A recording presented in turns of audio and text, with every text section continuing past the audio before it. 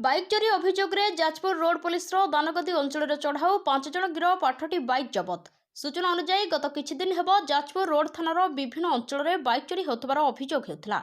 एही अभियोगर गुरुत्व को दृष्टि रखी जाजपुर एसपी विनीत अग्रवाल निर्देश क्रमे थाना अधिकारी उपेन्द्र कुमार प्रधान विभिन्न अंचल में चढ़ाऊ करथिले।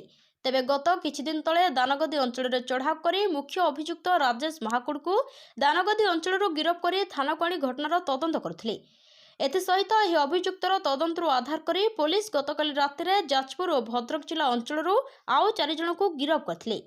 गिरफ अभियुक्त माने हेले दानगदी अंचल राजेश महाकुड़, भद्रक अंचल राजा मल्लिक, त्रिनाथ मल्लिक, राजन पल्लई और जाजपुर जिला अंचल स्वाधीन परिडा बोली जଣାपड़ी।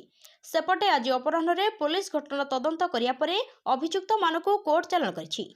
एही चढ़ाऊ एसआई अजय साहू, एसआई अंतर्जामी श्रीचंदन और कर्मचारी सामिल होते। जाजपुर आदर्श थाना बड़ सफलता हासिल करिछि। जाजपुर जिलूर जगबंधु मालिक रिपोर्ट, न्यूज ओडिया।